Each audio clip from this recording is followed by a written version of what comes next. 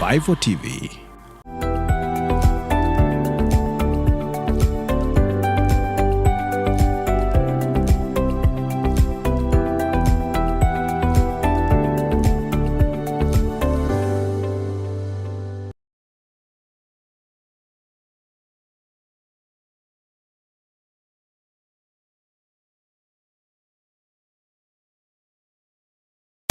Up next on Revival TV.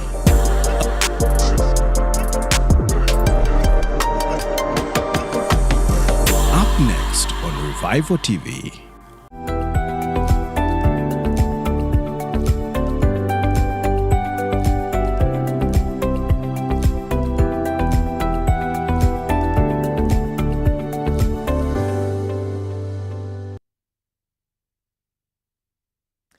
Nakutangira munywani wanje on program yitu amagara no kubaje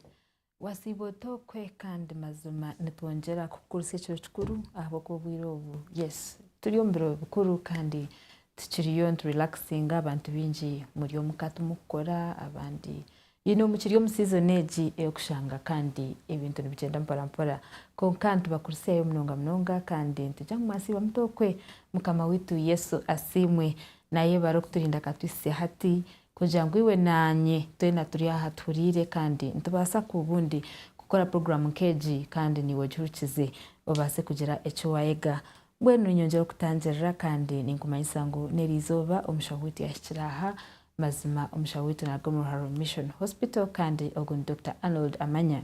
ogun mushawiti yenayijaha kandi nimanyangu wabotuye no following program eji iwe nabata kuberire musya kandi rizoba nanda kutwegesa hanshonga ekumanyaka ectopic pregnancy ninga shi enda iyo murisheke nimangu no basa kubundo rachurire ninga ubundi kira kubireho ninga hino wararebire kuko rizoba nico yija kutwegesa kandi niyenda ngo ubuzimazima obeho orebeke mutaje cya kuteganisa kandi ebyarategese ubundi bikagira idare byatutekaho omutebekaza wawe atwiresha tuyabamukama kandi nyenda ngo twakire doctor dente base kugumzamu Dr. Twakushimerero. Webale mnonga historia y'abamukama. Webale kundangira kandi tabarisi y'amazaro muri no witi Yesu Kristo. Amen. Owatuchungwire. Amen. Mazima tubasa okubugana bwa nogundo murundi bwenu tushaba ngobe ni wategeka nerizobo beni watwebembera koko tweno twebembera je reke turayego manyogu betugasire bijiridare byartekaho tutakaguma ngo kutwaba turi rero amherwa byona izina ryawe rukwera rihimbisubwe iwe Yesu Kristo mukama wetu. Amen. Amen. So umshabona nyenzire ngo ubanza tushobojere ende yo murisheke twajura nenda yo murisheke indeed konka ectopic pregnancy nenda yo murisheke indeed ngo kutukuchura mu nyankore ninga ntibasa kumanyisa kindi webale mnonga wogo mwa wigenda ina abantu bita baturikirizire mu batabasi cyo cikuru cikurike kandi twagaruka ku kire kitwayega kigambo cyanga kigambo ngo abantu banje mbafa ko kumanyisirwa ngamwe natwisha kumanyiswa mwenu the Dr. Arnold cyo kwanza cyavyana ni the Gomorrah Mission Hospital irwaro rite kushangwa urebezo bwa ankore ihi no urebezo rwa So ectopic pregnancy noreba amutebekanisa wa program yabanza yajango nenda yo murisheke obviously abantu binje no bacumango nenda yo murisheke abo kuba ende nyinji kiba kugira ngo nenda yo murisheke ectopic nyinji ubuceka 9 na 5 arigana na butana arigana izenda nziza murisheke so njukura abantu mbagirango ni ectopic pregnancy konkare kan ncibagambire ectopic pregnancy cikumanyisa ruhanga kuyahanjira umucyara yagirango umwana yaheza kubaho ayija kurura muri nyinenda iyine bicweka byayo ahiye yine ruhanga hiyatire ka red carpet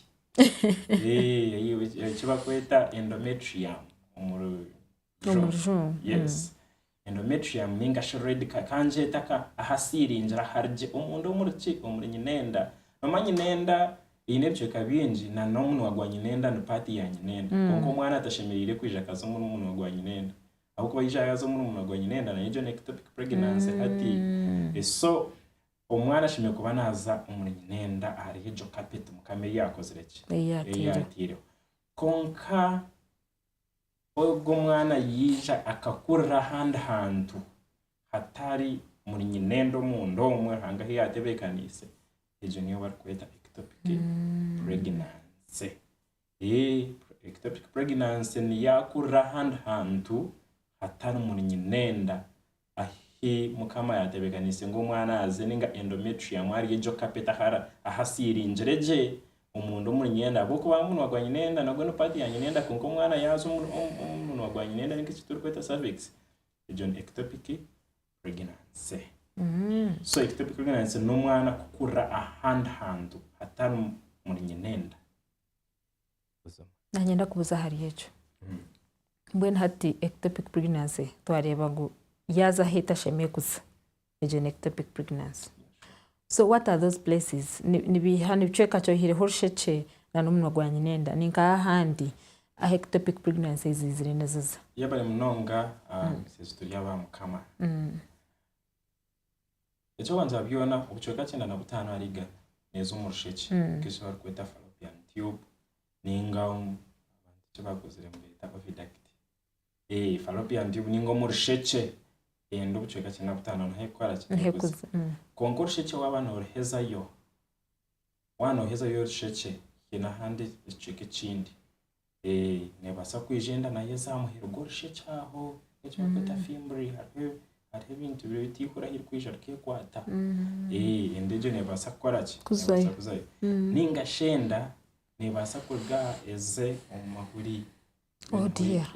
ovarian pregnancy inda nebasa kurga eze ngahi omahuri ninga shegenda nebasa kwija ate nk'abacara tukaba twashemize ninga abatuashemizeho nenda habazire barashemezwa